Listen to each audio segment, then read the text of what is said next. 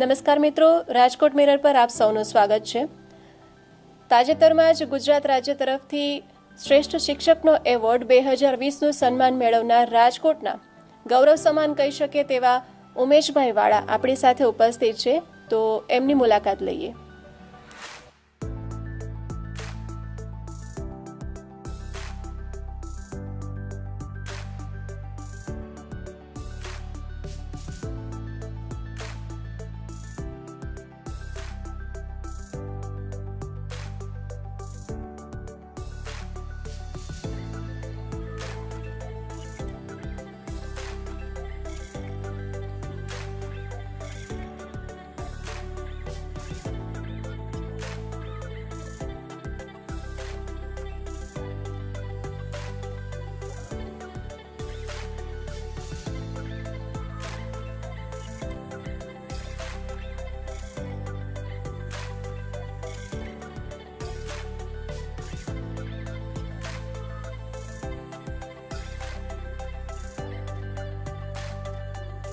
નમસ્કાર. ઉમેશભાઈ, એવું કહે છે સ્વામી વિવેકાનંદજી કે દરેક મનુષ્યમાં એક દિવ્યતા એક છુપાયેલી હોય છે. જી. માત્ર જરૂર છે એને પ્રજ્વલિત કરવાની. જી. અને શિક્ષક છે એ કામ સૌથી શ્રેષ્ઠ રીતના કરે છે.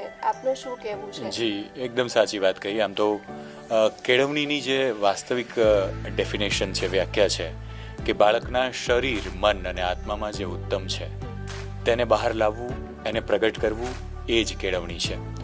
અને એ આજના શિક્ષણની સાથે કેળવણી શબ્દ ધીરે ધીરે દૂર થઈ રહ્યો છે. એ ખરેખર યોગ્ય નથી. એટલે વાસ્તવિક રીતે કેળવણીની દિશામાં આપણે સૌ અગ્રેસર થઈએ અને દેશનું જે ભવિષ્ય છે એને ખૂબ સારી રીતે આપણે બનાવીએ. એક શિક્ષક તરીકે આપણી સૌની ફરજ છે. ખૂબ સરસ. ઉમેશભાઈ, થોડીક તમારી સાથે એ રીતે વાત કરવી છે કે આપ શિક્ષક બન્યા તો એ માટે પહેલેથી જ એવું નક્કી હતું કે બાળપણથી એવું મનમાં હતું કે ભાઈ મારે શિક્ષક જ બનવું છે? તો એના વિચાર બીજ કે તમને એવું ક્યારે થયું કે મારે શિક્ષક જ બનવું છે? એવું છે, ખાસ આ વાત તો મેં ક્યારેય શેર નથી કરી, પણ આજે આ એક સારો ચાન્સ છે તો મને કહેતા થોડો આનંદ પણ થશે અને ગર્વ પણ થશે, ખેદ પણ થશે. એટલા માટે કે બોટાદ જે અત્યારે જિલ્લો છે એ બોટાદમાં હું સરકારી હાઈસ્કૂલમાં ભણતો. અમે 3 ભાઈઓ અને બોટાદનો સૌથી બેકવર્ડ એરિયામાં 150 રૂપિયાના રૂમની એક ભાડે રૂમમાં અમે રહેતા. ત્યારે કોઈ એવી મારી પરિસ્થિતિ નહોતી કે હું કોઈ સારી નોકરી કરી શકું કે ભવિષ્યમાં કોઈ સારું મારું ફ્યુચર હશે.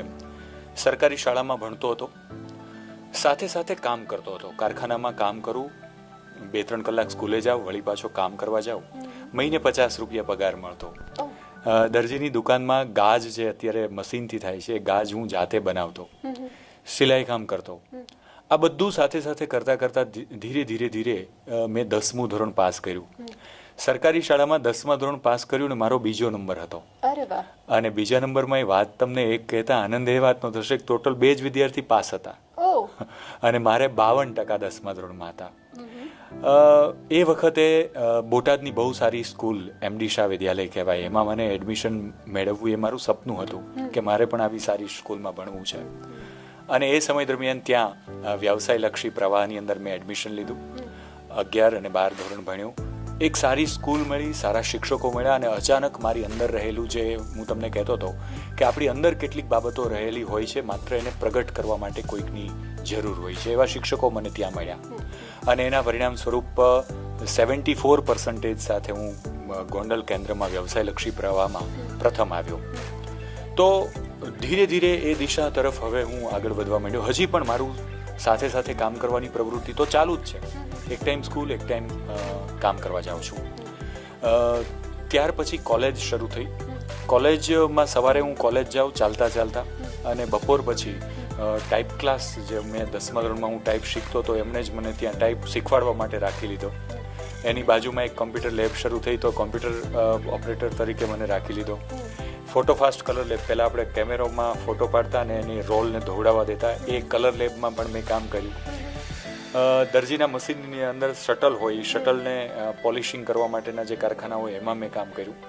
એમ કરતાં મેં 3rd યર કર્યું કમ્પ્લીટ અને યુનિવર્સિટીમાં 2nd આવ્યો, ભાવનગર યુનિવર્સિટીમાં. પણ ફરી પાછા એવા સંજોગ હતા કે એ સંજોગના કારણે હું આગળ ભણી શકું એમ નહોતો, અને એટલે મેં ભણવાનું છોડી દીધું. ભણવાનું છોડીને હું હીરા ઘસવા બેસી ગયો. મારા ફુવાનું કારખાનું હતું વલભીપુરમાં. હીરા ઘસવાની શરૂઆત કરી દીધી. હીરા ઘસીને મને હીરા ઘસતા આવડી ગયું. પછી મારા બોટાદ પાછો આવ્યો, કારખાનામાં હું કામે ગયો. બપોર સુધી મેં કામ કર્યું. હીરા જે ઘસવા માટેનો દાંડીઓ હોય એ મેં પકડીને બપોર સુધી મેં કામ પણ કર્યું. અને બપોરે હું એમને હીરા આપીને ઘરે આવ્યો ત્યારે મનમાં એમ નક્કી કરી લીધું મારે કંઈક આગળ કરવું છે. ઘરે મારા પપ્પા સાથે વાત કરી, પણ એવી પરિસ્થિતિ નહોતી કે હું આગળ ભણી શકું, કારણ કે હવે માસ્ટર ડિગ્રી બોટાદમાં નહોતી, ભાવનગર જવું પડે, અને એ બધી વ્યવસ્થા નહોતી. અંતે પછી બીજા રિલેટિવ્સ જે એજ્યુકેટેડ હતા એમને મારા પપ્પા સાથે વાત કરી. મારા પપ્પા પણ ખૂબ અભ્યાસ કરેલો એ સમયે, પણ એ પોતે મજૂરી કામ કરતા હતા.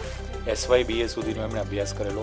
એમને પણ અંદરથી એવી ઝંખના હતી કે મારા બાળકો ભણે, અને એમને ત્રણેય ભાઈઓને ખૂબ ભણાવવા માટે એમને મહેનત કરી, મજૂરી કરી.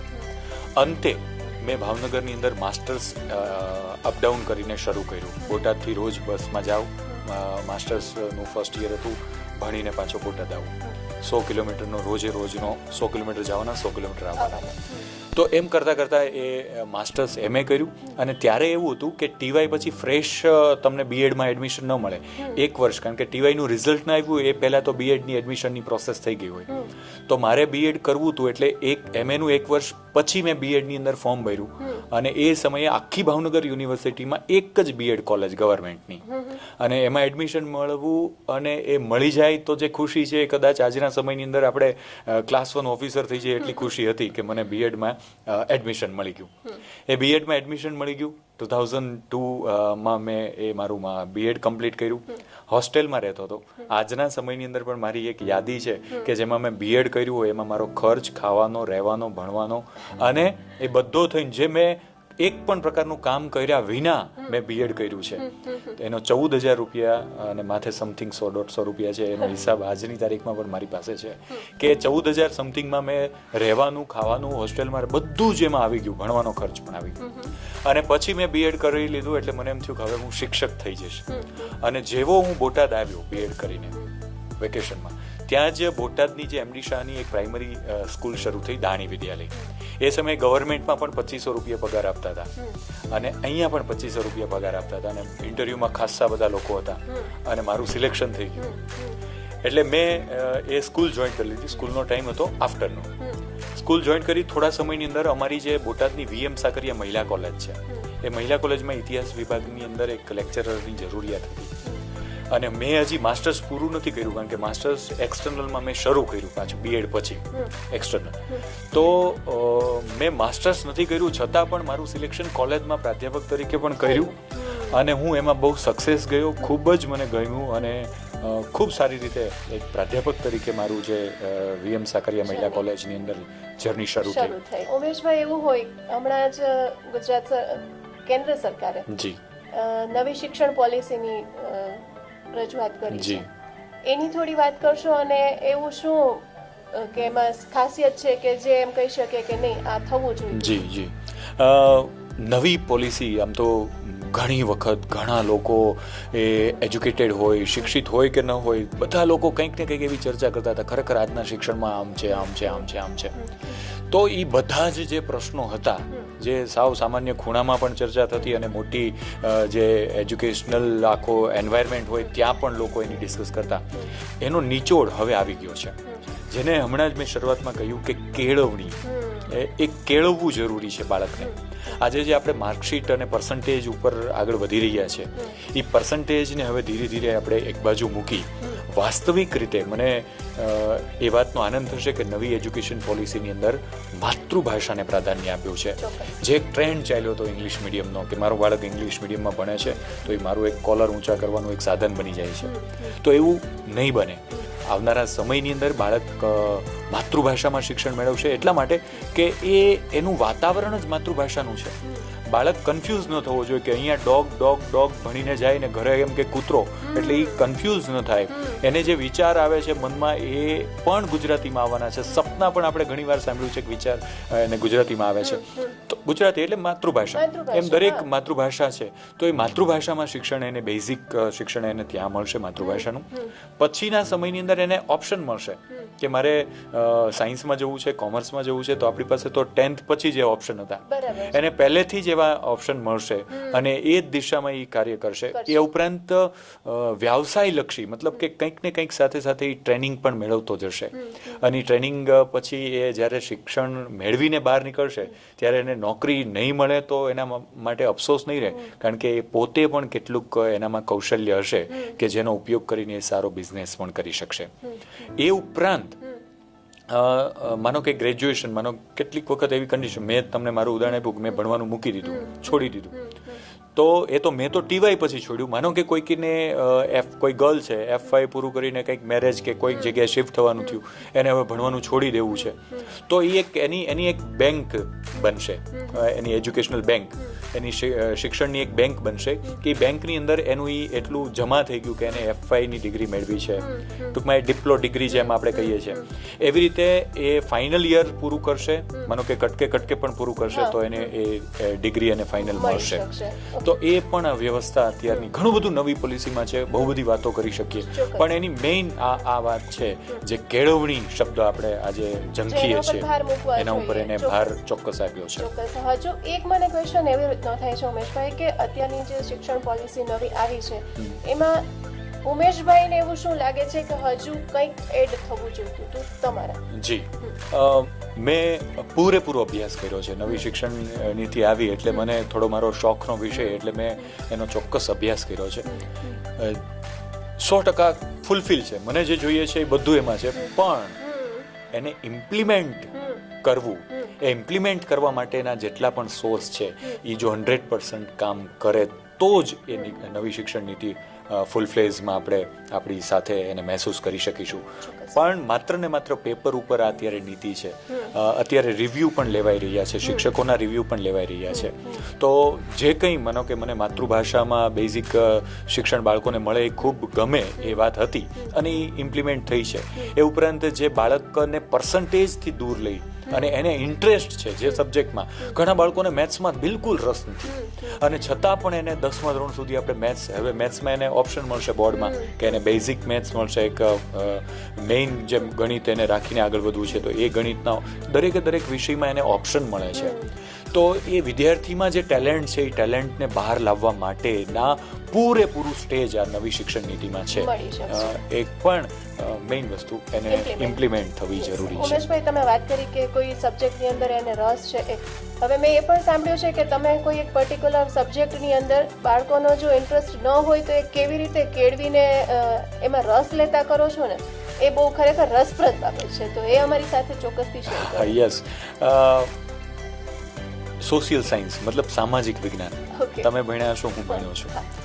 આ વિષયની માનસિકતા બાળકોમાં પણ એવી છે. હમણાં એક જે નવો રિપોર્ટ ઓલ ઓવર ઇન્ડિયા લેવલે કર્યો એમાં પણ એ વસ્તુ છે કે સામાજિક વિજ્ઞાન વિષયથી વિદ્યાર્થીઓ દૂર જઈ રહ્યા છે. મતલબ એને બોરિંગ લાગે છે, શું આ હિસ્ટ્રી, આમ કર્યું, આ કર્યું, અંગ્રેજો આવ્યા. તો એ વિષય બોરિંગ છે એવી એક માનસિકતા છે.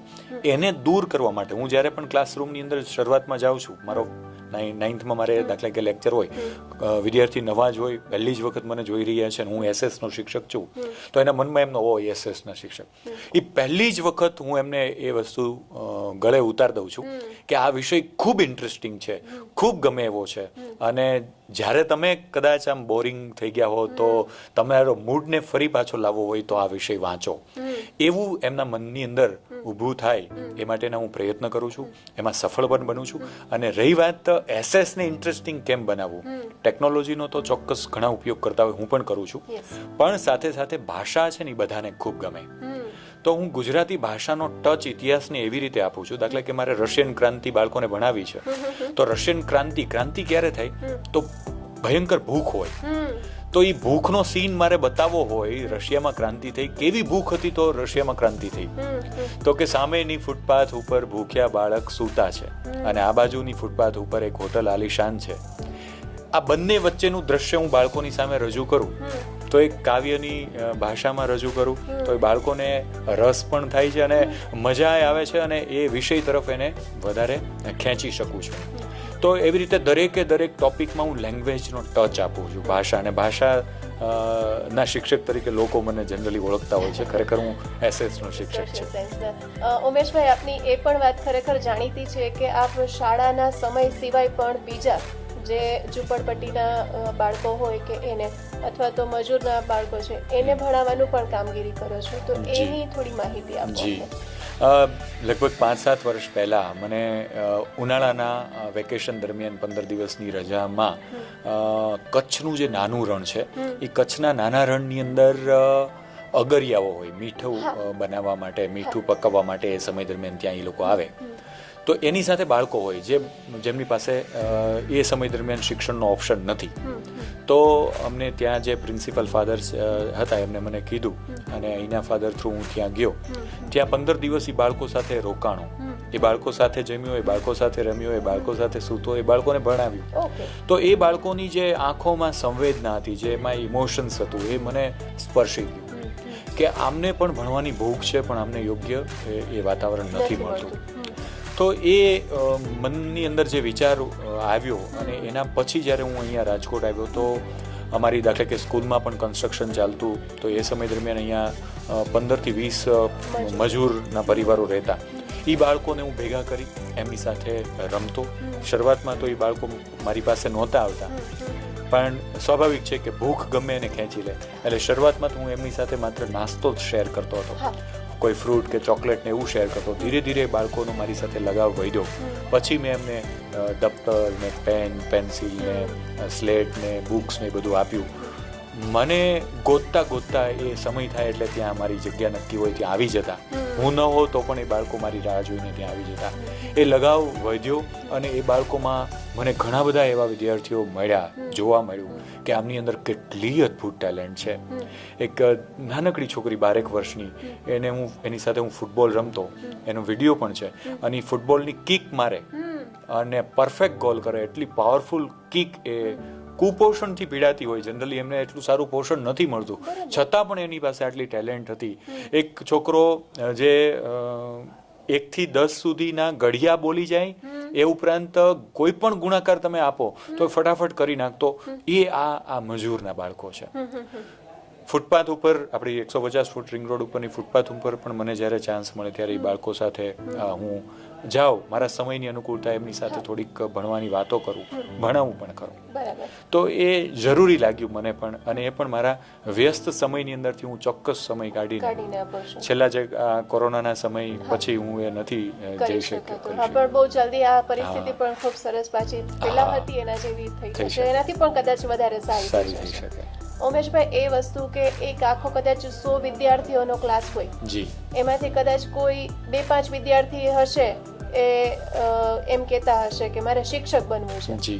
જો તમે એમ કોઈને પૂછો કે કોને ડોક્ટર બનવું છે તો એમાંથી 50 હાથ ઊભા થશે. એન્જિનિયરિંગમાં કોને જવું છે તો એમાંથી પણ 50 હાથ ઊભા થશે. પણ કદાચ રેરલી એકાદ વિદ્યાર્થી હશે કે મારે શિક્ષક બનવું છે.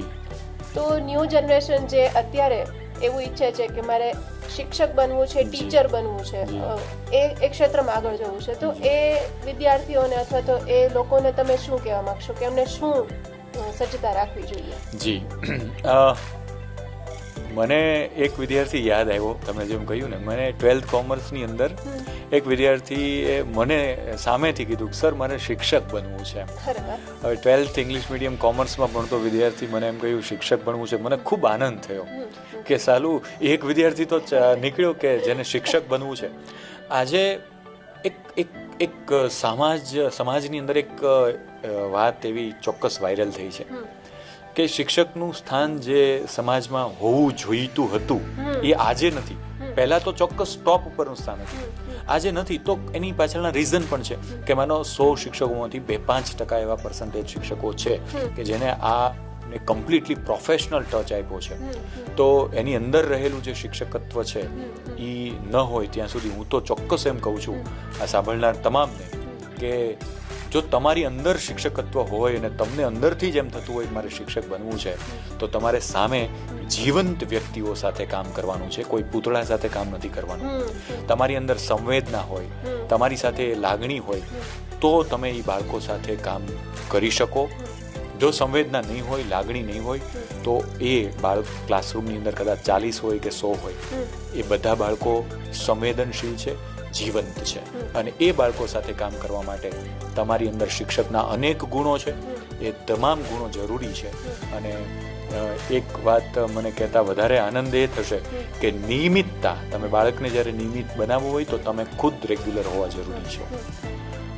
છેલ્લા મારી 15 વર્ષની 16 વર્ષની સેન્ટ મેરીઝની નોકરીમાં મેં કદાચ 12 થી 13 રજા લીધી હશે, અને છેલ્લા 5 વર્ષથી એક પણ રજા નથી લીધી. હું નિયમિત છું, માટે મારા વિદ્યાર્થીઓને હું કહી શકું છું તમે નિયમિત રહો. 100% ડેડિકેશન બાળકો સાથે તમે જો રાખશો તો ચોક્કસ તમને એનું પરિણામ મળશે જ. એટલે શિક્ષક થવાના અનેક ગુણોમાં એક નિયમિતતા પણ ખૂબ જરૂરી છે, સંવેદના જરૂરી છે, લાગણી જરૂરી છે. ઉમેશભાઈ, જેમ તમે વાત કરી એમ કે તમે છેલ્લા 5 વર્ષથી રજા નથી લીધી, જી, તો ખરેખર કોઈ સફળ વ્યક્તિની વાત કરીએ ને તો સૌથી મોટો ભાગ અથવા તો થોડો ઘણો એમના ઘરના લોકો, એના પરિવારના લોકોનો તો હોય જ છે. જી. તમારા પરિવારમાંથી ક્યારેક તમને ઘરેથી એમ કીધું હોય કે ભાઈ આજે રજા લેવી જોઈએ, તો એવી રીતે ક્યારેક તમારા પરિવારનો સપોર્ટ શું રહ્યો છે તમને આ બાબતે? એ વાતમાં તો હું ચોક્કસ કહીશ કે હું આ રજા નથી લઈ શકતો, કે મને જે આ એવોર્ડ મળી રહ્યો છે એનો હું 100% શ્રેય 2 જ બાબતોને આપું છું. એક મારું ફેમિલી અને બીજું મારા વિદ્યાર્થીઓ. ફેમિલી, મને સિસ્ટર નિવેદિતા નો ગુજરાત લેવલનો એવોર્ડ બેસ્ટ ટીચરનો મળ્યો હતો. ત્યારે મને ચાન્સ મળ્યો હતો બોલવા માટેનો. ત્યારે મેં રમેશભાઈ શ્રી હતા, એમની હાજરીમાં મારા પપ્પા સામે હતા. ત્યારે મેં કહ્યું હતું કે મેં એક દિવસની પણ રજા નથી લીધી. એની સંપૂર્ણ એની પાછળનો ફાળો એક જ વ્યક્તિ, અને એ મારા પપ્પા અને મારી વાઈફ, મારી પત્ની. બધા જ વ્યવહારિક પ્રસંગો, આજની તારીખ મારા પપ્પા એકદમ ફિટ છે, કદાચ હું એમની સામે નાનો લાગતો એકદમ ફિટ છે, એટલે બધા જ વ્યવહારિક પ્રસંગો એ કરે છે. મને કોઈ જ એવી સામાજિક વ્યવહારિક જવાબદારી હજી સુધી આપી નથી. એટલા માટે હું પૂરેપૂરું મારા ફિલ્ડની અંદર કામ કરી રહ્યો છું. બીજા નંબરમાં મારા બાળકોની જે જવાબદારીમાં હું બિલકુલ છટકતો નથી, પણ એમાં પણ મારી રિસ્પોન્સિબિલિટીનો મોટા ભાગનો હિસ્સો મારી પત્નીએ લઈ લીધો છે. અને રહી વાત કેટલાક પ્રસંગો, તો 1:30 વાગ્યા પછી હું સાવ ફ્રી થઈ જાઉં છું. બીજા બધી જગ્યાએ હું કામ કરું છું, પણ એ બધા વધારાના સમયની અંદર કામ કરતો હોઉં છું. તો 1:30 વાગ્યા પછી હું બધું કામ કરી શકું છું જે મારે મારા ફેમિલીને મદદ કરવાની જરૂર પડે, કંઈક પ્રસંગમાં જવાનું હોય. વેકેશનનો એક પણ દિવસ એવો નથી હોતો કે જે દિવસને હું ફેમિલીથી દૂર હોઉં. ફેમિલી સાથે પૂરેપૂરો સમય સ્પેન્ડ કરું છું, અને બાળકો સાથે પણ એટલો સમય સ્પેન્ડ કરું છું. એટલે એવું બિલકુલ નથી કે હું સ્કૂલને ટાઈમ આપું, પણ સ્કૂલ મારી 7 કલાકની કે 6 કલાકની છે, તો 24 કલાકમાંથી 6 કલાક તો મારે એને આપવી જ જોઈએ. બાકીની 18 કલાકમાં મારી પાસે ફેમિલી છે. તો એ રીતે હું મેનેજ કરું છું. અને એટલા માટે રહી વાત મારી તંદુરસ્તીની, જ્યાં સુધી હું તંદુરસ્ત છું એટલે હું સ્કૂલે આવી શકું છું. જો કદાચ એવું બની શકે તો બીમાર વ્યક્તિ તો ન જ આવી શકે, પણ એવું હજી સુધી બન્યું નથી. અને ઈશ્વરની કૃપા હશે, મને તંદુરસ્ત રાખશે તો હું ચોક્કસ લાઈફ ટાઈમ હું રજા લેવા નથી માંગતો.